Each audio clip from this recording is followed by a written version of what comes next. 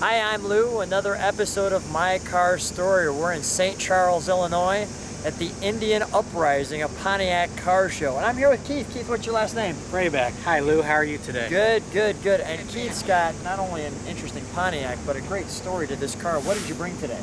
I have a 1969 Grand Prix that ran NASCAR in 1969 and 1970. A 1969 Grand Prix in NASCAR. Okay. NASCAR car, yes. This is a fun one. So come on alongside me. I sure will. And let's take a look at this car. This is Roy Tyner's 1969 Grand Prix. It features a Ram Air 5 428 cubic inch engine, a 3-speed manual transmission, and a Ford 9-inch rear axle. It was a full-frame car, hand-built by Roy Tyner to compete in the 1969 and the 1970 NASCAR seasons. Now, this car's obviously leaning, and the obvious reason is because it's making a lot of left turns. Oh, it's only left turn. This car is built completely from the ground up to turn left. The chassis is set up and shifted that way, so if you would let go of the steering wheel as you're driving this car, it would hook left hard.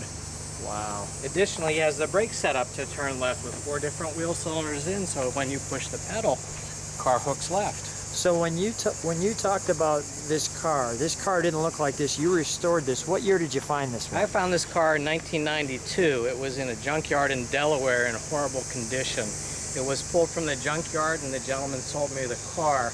It was remained outside until 2009 when it was taken to Sterling, Illinois to have Vintage Mechanical Works do a full and accurate restoration on the car. It was finished in early 2010. The logo here? That's Roy Tyner's logo. Roy was a Native American. He was the only Native American to drive in NASCAR's Premier Series. That's cool. And his nickname was the Wild Indian. He featured Indian heads and Indian motifs all through his career. Even wore a mohawk at one time. Is that right? And tell me about this little spoiler here. You can just see that. Oh, NASCAR only let you have a 1-inch spoiler. That one's cheating though. That's a little taller. But it could only be on the edge of the deck lid. It would not extend past the deck lid on the car, so that's why you see it clipped off on the end. And that's not me with the camera off. That's actually the car leaning this way. Yep. Yeah, everything's left and low with the weight. Tell me, this isn't the bottle cap opener I'm taking it from. No. That's a fuel overflow. As you notice, when they fueled the cars, the air would come out of the fuel cell, and this was the vent to the tank. As you watch these old cars go in movies and you watch all the fuel spill out, is because they overfilled the tank, the fuel would spill, and that's why they have dry brakes and things like that, because of all the hazard these cars were. It was racing back then. It was nuts. It wasn't something that was safe or careful. They just did it because they loved to race, and that's all they wanted to do. Let's take a look at the interior. Spike. Spike. Spike. The interior is very Spartan. That's actually an original Pontiac seat that he used and modified. A Hurst 3-speed shifter, Stuart Warner gauges, and then a few little crafty things. Roy Tyner called this car Roy's Limousine, or well, actually the other guys nicknamed it that because Roy had a tilt wheel in it, and he had power windows on the back. And I'm just not sure why. We haven't figured that out. Roy was a flashy, showy guy, and maybe that's perhaps the reason why he did it. What's also unique about the car is the battery is in the driver's floorboard, and when we found the car, we found the crew chief, James Lee, and he said, "Tell me something about the clutch pedal." When I got the car, I said, "Well, it's cut in half so it clears the battery box." He said, "Keith, you got Roy's car." Wow, that's pretty cool. Let's open the hood, shall we? Under the hood is Pontiac's Ram Air 5 engine. It was a tunnel port design. This is a 428 cubic inch version of it. Tell me about the Ram Air 5, because that's really rare. The Ram Air 5, they built about 200 engines in 1969. It was a full race motor featuring the tunnel port heads. The thing about it is the heads flowed good at about 7,500 RPM, but the rods were bad, and their duty cycle was about 7,000 RPM for one race.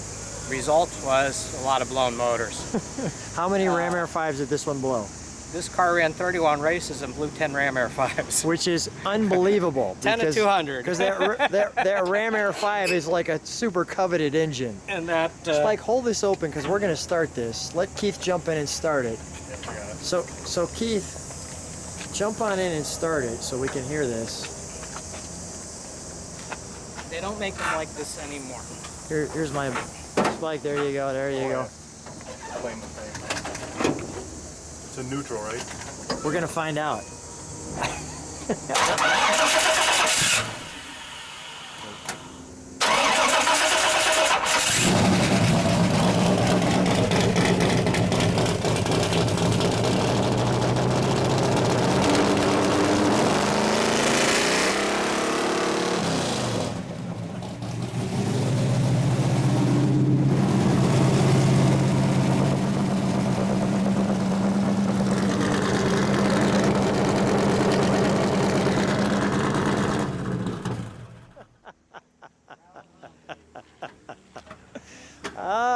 It's a good thing we have that outside.